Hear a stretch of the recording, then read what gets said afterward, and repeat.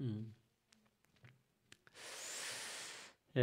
오늘 오전 말씀에 혼합의 방식에 물들면 가장 먼저 임하는 그 심판 중에 하나가 하나님 벌 내리심이 이 성령의 역사가 성령의 충만함이 우리로부터 멀어진다. 이 부분을 배웠죠. 그래서 성령이 우리를 떠나면 뭐가 된다고 하냐면 육체가 된다고 했어요. 그 육체는 어차피 우리는 육체지만 여기서 말하는 육체는 육신이 원하는 대로 살아가는 사람이 된다라는 거예요. 그래서 우리가 이제 가끔 그런 생각을 하잖아요. 나는 왜 이렇게 죄와 싸워 이기지 못할까? 왜 자꾸 이렇게 넘어지지?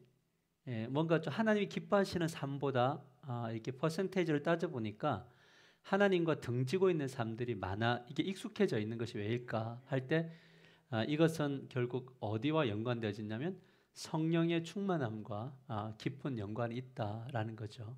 그래서 성령이 들어오게 되면 이제 우리 안에 브레이크라는 것이 생기게 되고 또 때로는 엑셀레이터가 되기도 해요. 성령님은 브레이크 역할도 하시면서 또 엑셀레이터 역할도 하는 거거든요. 그래서 멈추게 하실 때 멈추게 하시고 갈 때 가게 하는 이런 일들이 성령을 의존하는 것으로부터 이제 우리에게 주어지는 선물인 거죠. 그래서 모든 그리스도인들에게 성령의 충만함을 떠나서 능력 있는 삶을 절대 살 수가 없다라는 거죠. 그러니까 모든 그리스도인들이 추구해야 될 신앙의 방향과 그 열망은 성령 충만하게 해주십시오라는 개념이에요. 근데 이제 성령을 받는다는 개념하고 이제 성령 충만의 개념을 좀 좀 우리가 이제 자세히 좀 살펴보려고 하는데 성령을 받는 것이라는 주제는 모든 그리스도인들이 가져야 될 마땅한 주제인 거죠. 성령을 받았다는 것은 받아야 한다는 것은 모두가 동의하시죠. 여러분 성령 충만하고 싶으시잖아요, 그죠? 근데 이제 여러분 성령 충만하신가요? 아닌가요? 제가 볼 때는 여러분들 성령 되게 충만하시고 성령의 인도하심을 따라 잘 살고 계세요. 우리가 완벽하지 않기 때문에 이제 그 우리가 성령의 인도하심이 나에게는 없나 이런 생각을 하지만 제가 이렇게 말씀의 기준으로 여러분을 볼 때에 여러분들은 성령의 인도하심을 잘 받고 있는 분들이라고 믿습니다. 저만 확신하는 게 아니고 여러분들도 확신을 하셔야 되는 거죠. 그러나 이제 그 요거 조금 죽여주실래요 이거? 요쪽 거를 조금 죽여주세요. 이제 그러나 모니터를 조금 줄여주세요. 괜찮을 것 같아요. 그러나 이제 우리가 이제 세 가지 질문을 할 거는 뭐냐면 우리가 언제 성령을 받았는가라는 거죠. 그 다음에 두 번째는 뭐냐면 어떻게 성령을 받았는가. 세 번째는 성령을 받으면 어떤 일이 일어나는가. 이렇게 좀 고민해 보셔야 돼요. 첫 번째 뭐냐면 우리는 언제 성령을 받았는가. 두 번째는 어떻게 성령을 받았는가. 세 번째는 뭐냐면 성령을 받으면 어떤 일들이 일어나는가라는 거예요. 언제 성령 받으셨어요? 믿기로 작정했을 때.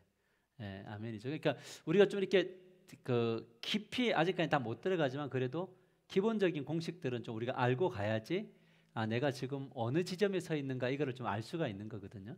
그래서 첫 번째 우리가 이제 성령을 받는다는 것의 의미가 무엇이냐면 화면 좀 보여주시겠습니까? 성령을 받는다는 것의 의미는 그리스도를 뭐냐면 영접했다는 의미가 있어요. 그리스도를 영접했다. 자, 우리 한번 읽어봅시다. 이게 그런 맥락에서 읽어보시면 같이 읽을까요? 시작. 내가 너희에게서 다만 이것을 알려 하노니 너희가 성령을 받은 것이 율법의 행위로냐 혹은 듣고 믿음으로냐.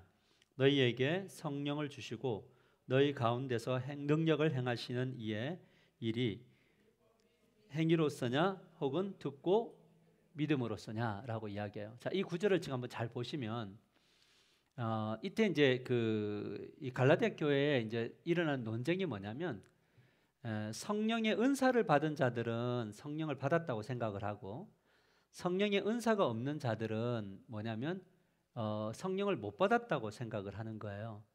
그래서 바울이 이 잘못된 생각을 이제 고쳐주기 위해서 구원의 개념을 그대로 가지고 와요. 우리의 구원이 행위로냐, 로마서로 본다면 행위로 구원을 받았느냐, 아니면 은혜로 구원, 믿음으로 은혜로 구원을 받았느냐라고 이야기를 하죠. 우리의 구원이 행위로 받는 겁니까? 믿음과 은혜로 받는 겁니까? 믿음으로 받는 거죠. 자, 그러면 이것이 똑같은 이야기인가요? 뭐냐면 성령이 우리 안에 임재하는 것이 행위를 했기 때문에 성령이 오시는 거냐, 아니면 예수님을 믿음으로 성령이 오셨는 거냐, 이 부분을 짚어주는 거예요. 그래서 성령은 우리의 행위 때문에 오시는 분이 아니다. 그러니까 이제 이때 당시만 하더라도 성령이 오고 가고의 개념으로 본 것 같아요. 근데 성령은 뭐냐면 믿는 자에게 내주하시는 분이시잖아요.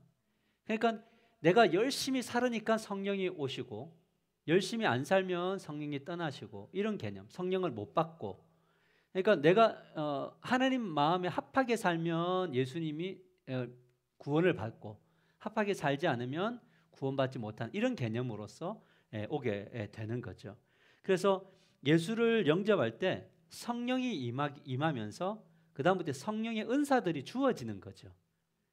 이해되세요? 그러니까 성령의 은사, 성령의 외적인 나타남, 현상적인 것과 상관없이 성령은 우리가 예수님을 믿는 순간 어떻게 한다고? 우리 안에 내주하고 계신다라는 거죠. 그래서 고린도전서 12장 3절에 보면 뭐라고 말씀하고 있냐면, 또 성령이 아니고는 누구든지 예수를 주라 뭐 할 수 없다고? 시인할 수 없다라는 거예요. 자, 그래서 이제 어느 쪽이 먼저냐라고 할 때 성령님이 먼저 우리들에게 뭐 하냐면 다가오셔서 우리의 마음밭을 만지실 때, 그때 뭐냐면 우리가 예수 그리스도의 복음을 받아들이잖아요. 그죠? 받아들일 때 그 성령이 우리를 통해서 뭘 하냐면 하나님, 예수님은 우리의 주인이시다라고 시인하게 하는 거예요. 그래서 예수님을 믿으십니까? 라고 물을 때, 예, 저는 예수님을 믿습니다. 어떤 예수님을 믿습니까? 예수님은 저의 죄를 위하여 돌아가시고 왕이시며 선지자이시며 제사장이신 그분이, 기름 부으신 분이 나의 주인이 되십니다.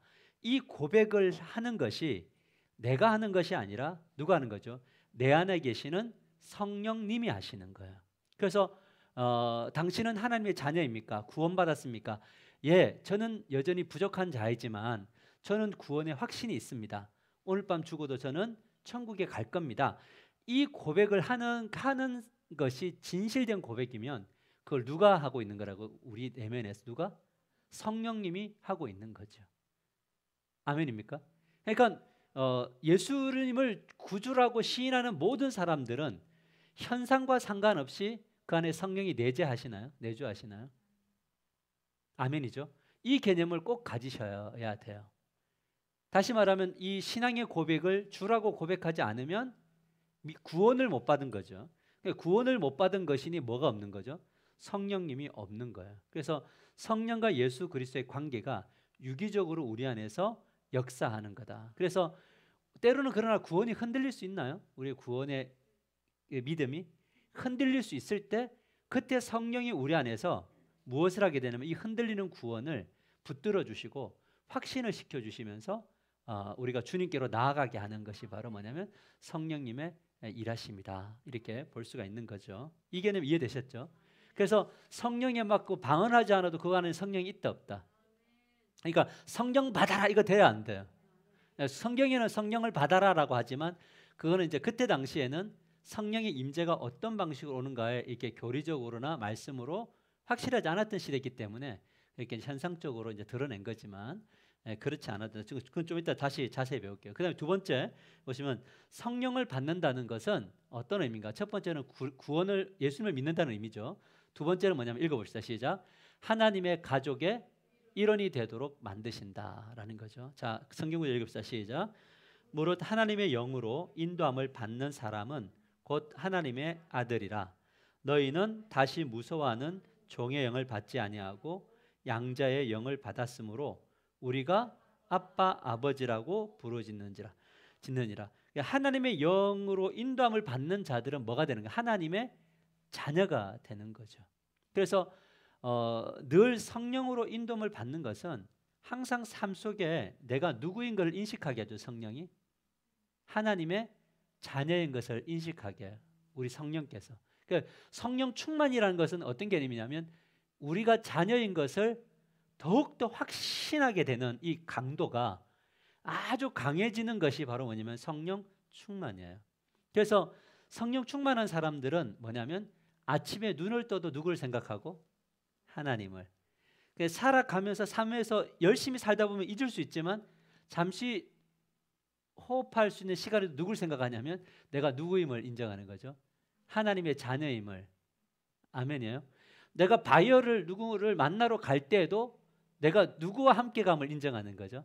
하나님과 함께하고 가고 있음을. 내가 밥을 하는 그 순간에도 누구와 함께하고 있다는 것을 그러니까 모든 영역에서 성령 충만한 사람들은 뭐냐면 하나님의 사람인 것을 늘 자녀인 것을 떠오르게 하시는 거예요. 그래서 하나님과 뭐 하냐면 그러니까 친밀해지나요? 그죠? 그러니까 뭘 부르면 아빠, 아버지라고 부르게 되는 거예요. 그래서 하나님을 생각할 때 무서워하지 않고 우리 하나님과 친밀한 관계로 가면서 아바, 아버지라고 부르게 된다라는 거죠. 그러면 이렇게 술자리에 가도 성령 충만한 사람은 내가 하나님의 자녀인 걸 인식하나요? 좀 심각해졌나요? 맞아요. 그 자리에서도 성령 충만하면 나 지금 하나님 자녀인데 이걸 좀 마셔 말어. 이 생각도 하겠죠, 그죠? 그다음에 어쩔 수 없이 마셔야 되는 분위기였다면 한 잔만 먹어 아니면은 내가 주도를 해 말어. 이제 그러니까 성령이 들어오면 일단은 가서 내가 하나님 자녀잖아요. 오늘 지금 한판 붙어야 될 상황으로 이제 만나러 가는데 가면서 내가 하나님 자녀의 성령은 내가 하나님 자녀인 걸 알잖아요. 그러면 오늘 가서 머리를 잡아 뜯어서 머리카락을 다 뽑아 말어 이렇게 마음을 먹었다가도 성령의 역사가 임하게 되면 뭐냐면 하나님 저의 감정은 지금 이거를 다 그냥 막 해버리고 싶은데 하나님 저는 이 시간 내가 하나님 자녀로서 가는 건데 여기서 어떻게 해야 됩니까? 라고 하는 질문이 있는 거예요. 아빠, 아버지 알려주세요. 그러면 안에 내면의 이야기들이 막 우리를 이끌어 가시나요? 맞아요. 그래서 가서도 그냥 할 거 조금 더 참고 오나요? 성령 충만은 조금 덜 참고 와요. 그러다가 또 기도하고 이 억울함과 이 답답함을 가지고 주님께 아뢰었을 때에 그분이 내 안에 충만할 때 그 억울함을 다 덮어주시고 희석시켜 주시고 잘했구나. 그거를 어떤 결과물들로 하나님이 알려주신단 말이에요. 그러니까 항상 성령은 내가 뭐냐면 하나님의 아들인 것을 인식하게 하는 거죠. 그러니까 모든 사람들이 다 죄로 물드는 그 지점에 노아는 무엇을 인식하게 되냐면 그로부터 하나님의 영이 떠나지 않았잖아요. 지금 다른 사람들은 하나님의 영이 떠나서 육체가 다 됐나요? 근데 노아는 안 떠났어요. 그러니까 뭘 하게 되냐면 그 자리에서 내가 하나님의 자녀인 것에 대한 강한 확신. 나는 10명의 내 눈에 보기 아름다운 대로 안 가도 충분히 지금의 삶에서 만족할 수 있는 내피림이 아니어도 용사가 아니어도 결국에는 나는 주님 안에서 힘을 낼 수 있음을 이거를 체험하게 되고 이끌어가는 이게 누가 다 하는 거라고요? 할렐루야. 여러분의 삶 속에 성령의 충만함이 있어서 어느 곳에서든지 하나님의 자녀임이 믿어지고 떠오르고 그것이 여러분의 양심을 만지고 그래서 여러분이 죄를 질 것을 저는 믿지만 그래도 좀 덜 죄짓고 되기를 주님의 여러분을 간절히 축복합니다. 이렇게 설교하는 사람 처음 보시죠?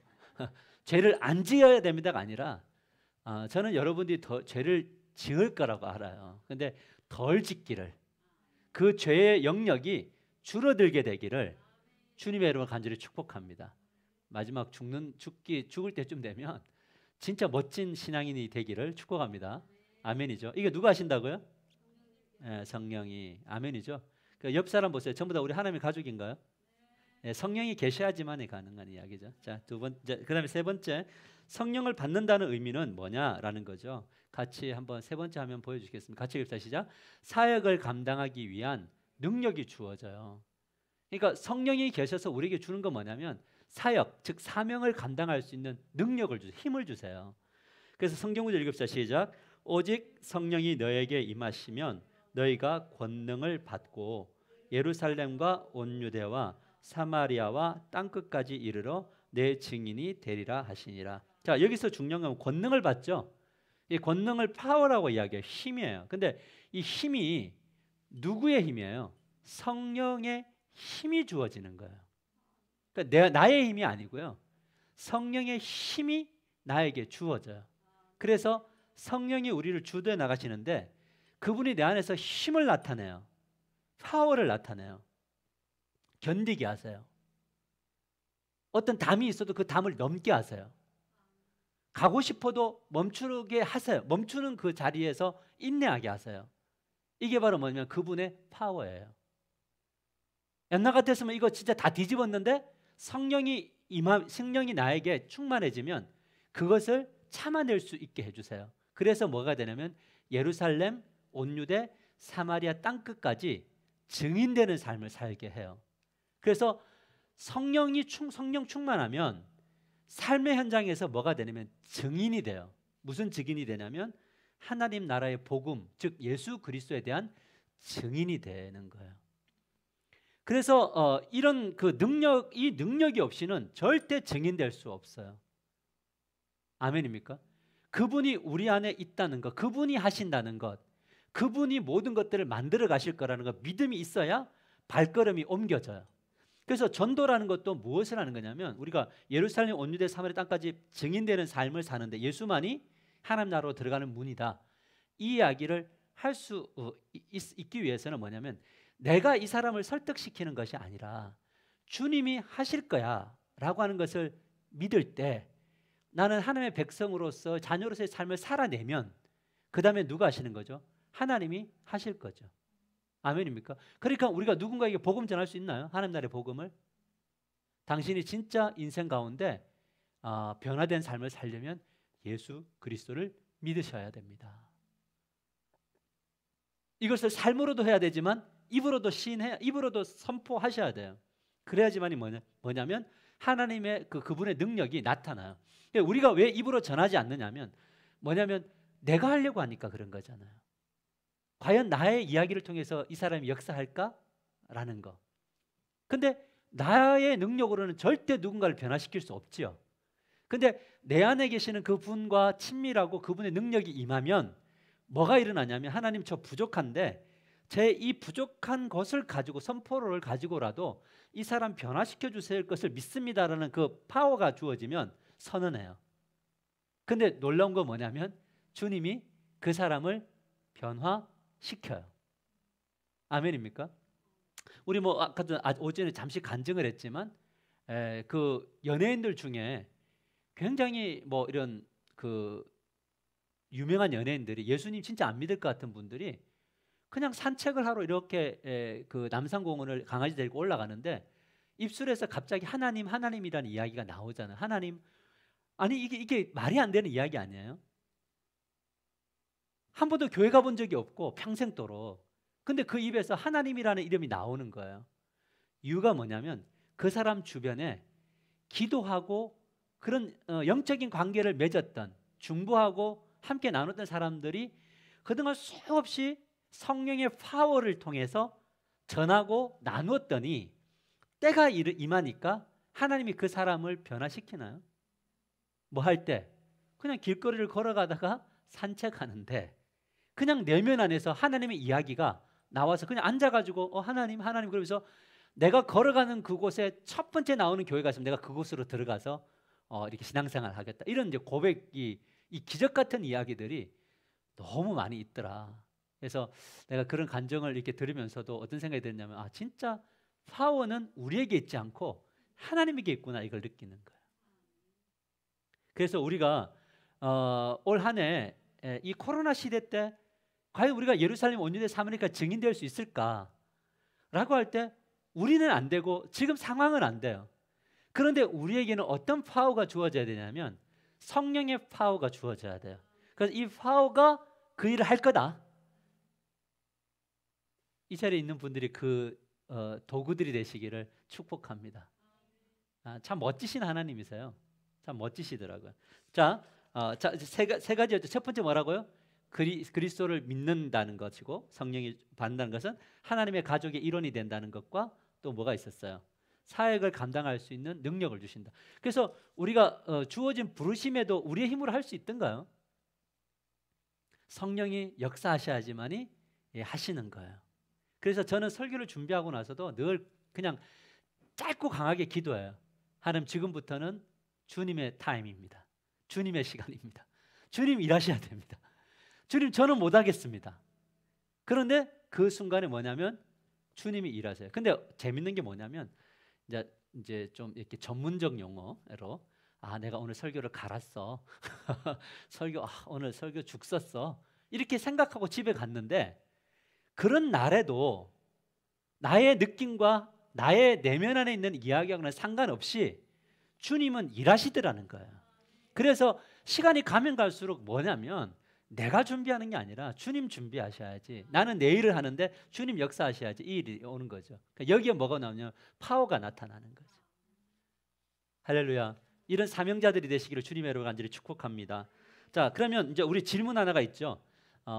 이제 성령을 받는 방식은 누구에게나 동일하게 임하는가? 동일한가요? 네, 답은 아니에요.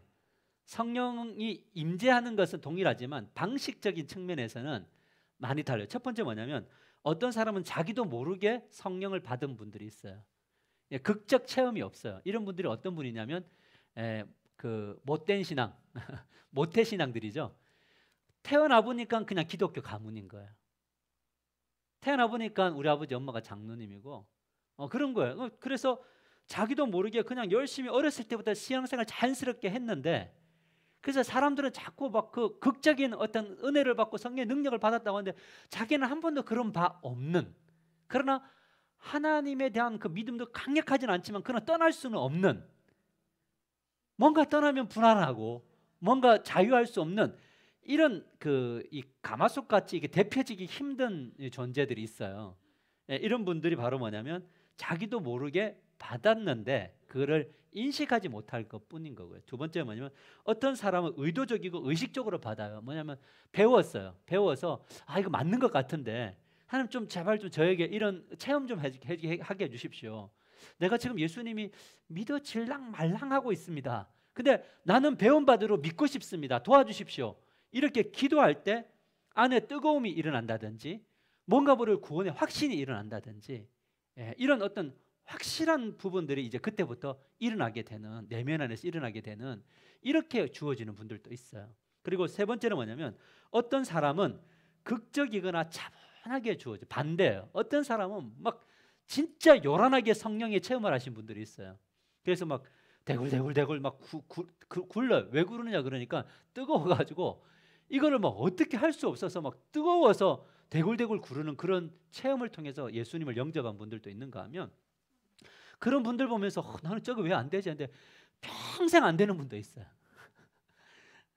평생 안 되는 분이 있어요. 그래서 주로 장로교회는 대굴대굴 하는 사람들은 다 갚버려요. 어디로 가면 순복음하고 감리교하고 기도원으로 갚버리고, 장로교회는 주로 차분한 분들이 와요. 근데 저는 우리 교회가 이 여러 가지 현상들이 다 복합적으로 일어나게 되기를 축복합니다. 아멘이에요? 대굴대굴 하고 싶은 사람들 여기 지금 별로 그렇게 많이 안 보여요. 자 보세요. 그래서 뭐냐면 사람들이 성령을 받는 방식은 상황에 따라도 다르고요. 개인의 성격도 있고 연령층, 환경, 그의 분위. 여기서 뭐 80대 때 믿었던 할머니가 뭐 갑자기 막 예배당에서 기뻐갖고 막 춤추고 막 뛰고 이럴 수는 없는 거잖아요. 연령대하고도 좀 다를 수도 있고 환경하고도 또 다를 수도 있는 거죠. 그래서 개인의 성격, 이 기질도 굉장한 몫을 한다고 저는 봅니다. 왜냐하면 성령님은 인격적이셔서 이 사람 원래 차분하게 받아야지 이게 뜨겁게 갈 수 있는데 갑자기 이 사람이 기질에게 맞지 않는 것들을 막 줘버리면 감당되겠어요? 어떨 것 같아요? 감당 안 되겠죠. 그래서 저는 하나님이 참 멋지다는 생각이 드는 게 뭐냐면 너무나 우리를 잘 아신다. 아멘. 너무 잘 아신다. 우리 앞에 우리 계시는 원사님은 그냥 뭐 불이잖아요, 불. 호가 불이에요, 불. 뜨겁게 뭐 불이 짖어야 되는데 시간이 지나면서 뭐냐면 하나님이 멋지게 또 뭐냐면 뜨겁게 가다가도 또 이렇게 차갑게 부르짖고, 그래서 이 성령의 임재가 뭐냐면 막 뜨겁게 하다가 어떤 체험도 하지만 어떤 분들은 주여 하고 이렇게 조용히 기도할 때도 성령이 나를 만지시고 그 안에서 뜨겁게 역사하시는 분들이 있거든요. 이분들은 기질상으로 볼 때는 뭐냐면 그렇게 가는 거예요. 그러니까 지적인 사람들은 뭐냐면 지성을 통해서 성령의 깨달음들을 계속적으로 주시는 거예요. 근데 어떤 분들은 논리적인 설교가 너무 힘든 분들이 있잖아요. 그죠? 뭔 소리 하는 거야? 이런 분들은 또 그 나름대로의 하나님 역사들이 일어난다. 그래서 자꾸 우리가 성령의 어떤 임하심과 역사를 해결화시키지 말자라는 거예요. 그러나 내가 받은 것만이 옳다라고 생각하지도 말자. 뭐냐면 내가 받은 것이 뜨거웠는데 주변이 좀 차가우면 나의 뜨거움을 하나님 조금 더 다듬어 주십시오 하고, 내가 너무 차가워서 뜨거운 분들에게 자꾸 찬물을 끼얹고 있으면 뭐냐면 주님 저도 좀 뜨겁게 해주십시오. 이것이 이제 시작하는 스타트가 어떻게 되냐면 우리가 주여 부르면서 통성으로 기도합시다 그러면 기질이 안 맞아도 1차적으로 한번 주여 한번 불러봐 주는 거예요. 이해되세요? 그래서 욱 하다가 그러다가 나중에 자기 자리를 찾아가는 것도 저는 나쁘지 않다. 그래서 저는 이것을 뭐냐면 예열기도라고 하는데, 예열기도. 아니 차도 바로 틀고 바로 출발하면 엔진에 별로 안 좋죠, 집사님, 그죠? 조금 예열시켜야 된다. 한 2분, 명장이 그러더라고. 최소 2분은 해야 된다. 그러니까 우리가 성령의 어떤 일들을 위해서 좀 예열의 기간들이 좀 필요하다. 왜냐하면 기도 눈 감고 주여 부르면 막 그 집에 이야기들 어머 때문에 다 왔다 갔다 하지 않으세요? 그래서 우리가 나중에 가보다 보면 합일점을 주세요. 이 정도는 여기까지 요만큼은 같이. 그러나 나중에는 또 뭐냐면 다양성을 인정하게 해주세요. 그래서 교회가 보면 저는 해결화되어진 교회는 별로 안 좋다고 봐요. 이렇게 뜨겁게 기도하는 분도 있고 조용히 기도하는 분. 혹시 뜨겁게 기도할 때 방해되던가요? 방해되면 자기도 뜨겁게 해버리세요, 그냥. 귀 막고 막 하세요. 그러다가 이제 주님이 주시는 것들 따라 걸어가는 이런 것들이 이제 일어나게 되더라고요. 그래서 D.L. 무디 같은 사람, 세계적 부흥사는요, 그냥 길거리 걸어가고 있는데 성령이 임해가고 길거리에서 대걸대걸 굴렀어요. 그냥 손 놓고 이렇게 가다가 성령 받아가지고. 그러면 그래서 이제 그 뜨겁게 하다가 이제 나중에는 이제 글자도 모르는 그분이 세계를 뒤집는 부흥사적 사명을 감당했다, 이렇게 이야기하죠. 자, 그러면 성령 받는 것보다 그러면 성령 받는 것, 우리 내주하셨나요? 성령의 역사는 이제 각 사람들마다 좀 다르게 나타나지만 성령 받는 것보다 더 중요한 것은 무엇인가? 그것은 첫 번째 읽어보시죠. 시작. 그것은 성령을 받은 후에 어떻게 행하느냐가 더 중요해요. 그래서 우리 한국 교회가 이 성령의 운동에 그 찬물을 끼워 얹었던 이유가 뭐냐면 성령을 받은 분들이 너무 교만해졌어요. 근데 여러분 보시죠. 성령은 겸손한 영이신가요? 아버지와 아들이 없이는 독단적으로 움직이시나요? 항상 그분의 말씀을 따라 움직이시는 겸손한 영이세요. 그래서 성령은 충만할수록 뭐 하게 되냐면 겸손해져요. 아멘. 그래서 누군가 막 성령 받았다고 난리치고 막 행동을 하게 되면 우리는 그때 이야기다. 아직까지 성령 충만은 아직까지 갈 길이 있구나, 이 생각하고 중보기도를 해주셔야 되면 맞는 것 같아요. 그래서 성령은 충만할수록 겸손해진다라는 거죠. 여러분, 우리 결혼의 예를 한번 들어본다면 큰 결혼식도 있죠. 조용히 가족들끼리 한 결혼식도 있나요? 이 결혼식이 어떻게 했느냐가 중요하지 않죠. 맞아요? 큰 그 호텔을 빌려갖고 결혼하면 잘 사나요? 작은 데서 초라하게 결혼하면 못 사는 건가요? 그것은 아니에요. 성령이 강력하게 역사했다고 해서 그 사람이 성령에 겸손하게 사는 것도 능력을 사는 것도 아니에요. 조용하게 늘 기도하는 분이라고 해서 그분의 삶이 초라한 것도 아니에요. 여기서 우리가 관심을 가져야 될 건 뭐냐면 성령을 받고 난 이후에, 결혼한 이후에 결혼 생활이 더 중요하잖아요. 성령을 받고 난 이후에 성령에 함께하는 그 생활, 그 훈련되어짐, 성숙되어짐, 그것에 집중하는 것이 훨씬 더 중요해요. 아멘입니까? 그래서 우리 이번에 보면 날마다 같이 읽을까요? 시작. 날마다 성령의 충만함이 필요하다. 그리고 능력을 받아 하나님 나라를 구현하고 확장하는 삶을 살아야 한다. 아멘이죠? 그래서 항상 기도하세요. 성령의 능력을 받고 싶습니다. 성령의 능력대로 살고 싶습니다. 이 이야기를 기도하는 것이 지금 우리는 이 두 번째 게 더 필요한 거죠, 그죠? 그 이유. 그 다음에 이제 네 번째에 보면 다 왔습니다. 성령 충만한 삶을 사는 법은 뭐냐? 첫 번째는 뭐냐면 같이 읽을까요? 시작. 성령께 예라고 말씀드리면서 성령님을 인정하고 그분께 뭘 요청하라고요? 네, 도움을 구해야 돼. 도움을 구해야 돼. 그러니까 일단은 말씀이면 아멘으로 받는 습관은 되게 좋으신 것 같아요. 일단 말씀이면 아멘 하십시오. 그리고 성령님을 인정하십시오. 그리고 그분의 도움을 따라 걸어가십시오. 그렇게 할 때 뭐가 되냐면 그분 안에서 더욱 우리를 위해서 성령님이 활동하세요. 그분을 인정하면은. 그래서 우리가 기도할 때 주님, 저는 저의 상황에서 이렇게 활동합니다. 그죠? 오늘 활동할 거죠? 저의 행동이 주변 사람들의 삶과 나의 내적인 생명에 큰 능력, 영향력이 끼쳐지기를 원합니다. 이런 기도를 하면서 주님이 저의 행동을 통하여 주님의 영원한 뜻이 이루어지시기를 원합니다. 이 기도를 순간순간 해나가다 보면 하나님이 놀라운 일들을 행하여 주실 줄 믿습니다. 저는 이제 우리 그 제자훈련이나 간증할 때 이런 간증들이 주변에 되게 많이 나오시더라고요. 옛날에 같으면 이 상황 속에서 이렇게 했었는데 그러면 되게 어려워졌을 텐데 그 순간에 하나님 앞에 물었대요. 하나님, 저가 어떻게 해야 될까요? 라고 딱 물었을 때에 그 물음 속에서 오는 지혜를 가지고 이 꼬여있는 문제들 안으로 들어갔더니 하나님이 다 해결하시고 나중에 나의 오름을 뭐냐면 그 사람들 사이에서 높여주시더라. 이런 체험인 거잖아요.